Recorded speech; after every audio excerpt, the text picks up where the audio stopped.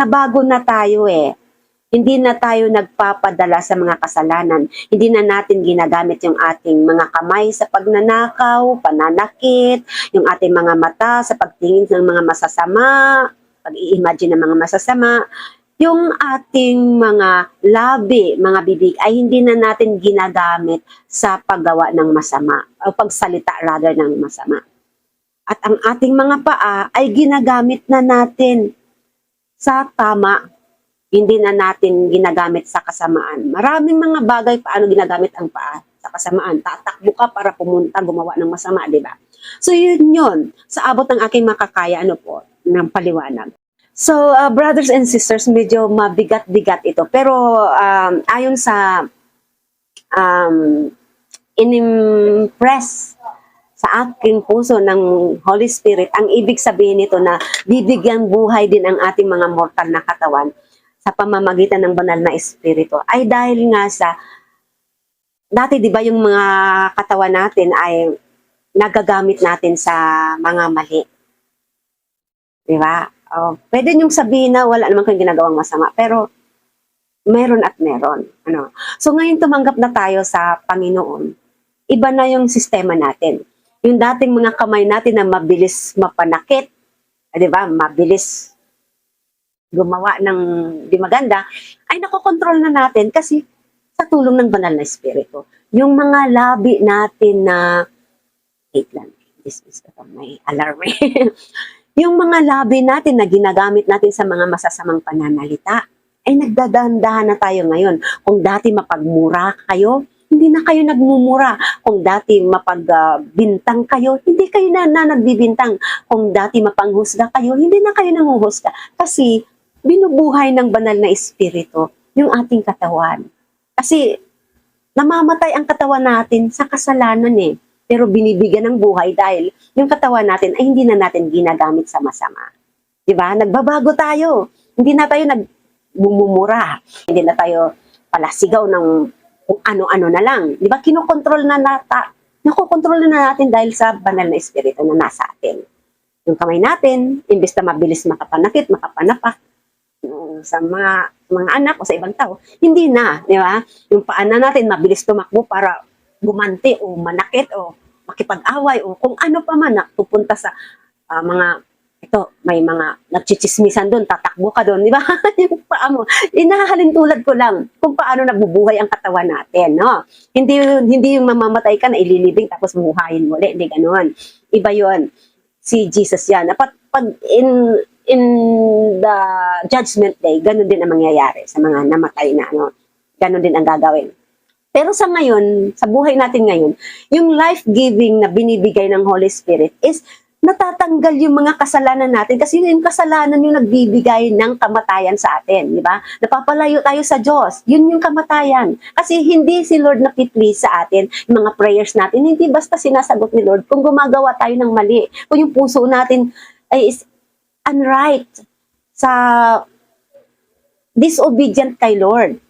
So yun ang ibig sabihin nyo, namamatay tayo, yung katawan natin dahil sa mga kasalanan, dahil sa disobedience natin sa Panginoon. Pero kung may banal na espiritu tayo, nalulugod si Lord kasi yung banal na espiritu na ang tumutulong sa atin at gumagabay sa atin. Diba? Siya na nagpoprotekta, tumutulong kung anong dapat nating maramdaman, anong dapat nating isipin, anong dapat nating sabihin, anong dapat nating gawin, katulong natin ang banal na espiritu. Yun kung may banal na espiritu na namamahay sa katawan mo. Ituloy natin yung pagbabasa, no? 'Di ba? Ang sarap magbasa, ang sarap matuto. Ang sarap marinig yung mga salita ng Diyos.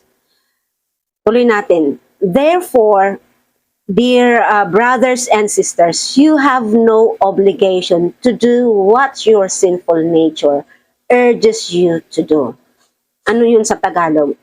Kaya nga, mga kapatid, wala nang obligation, wala na tayong obligasyon na gawin ang mga makasalanang tita na nagtutulak sa atin na gawin ito, yung mga kasalanan. Wala nang mga sinful nature urges, yung mga biglaang maramdaman mo, maisip mo, yung mga nagtutulak sa atin para magkasala.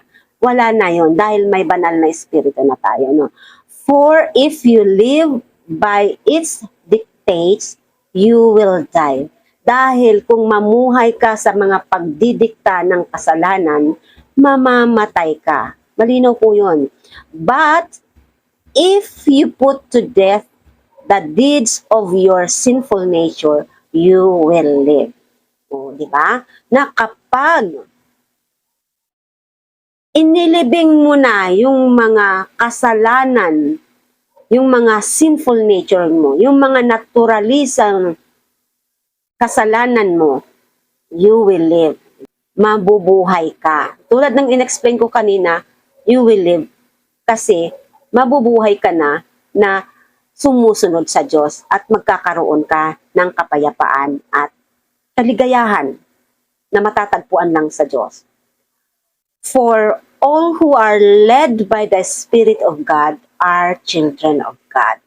Ito ba? For all who are led by the Spirit of God are children of God.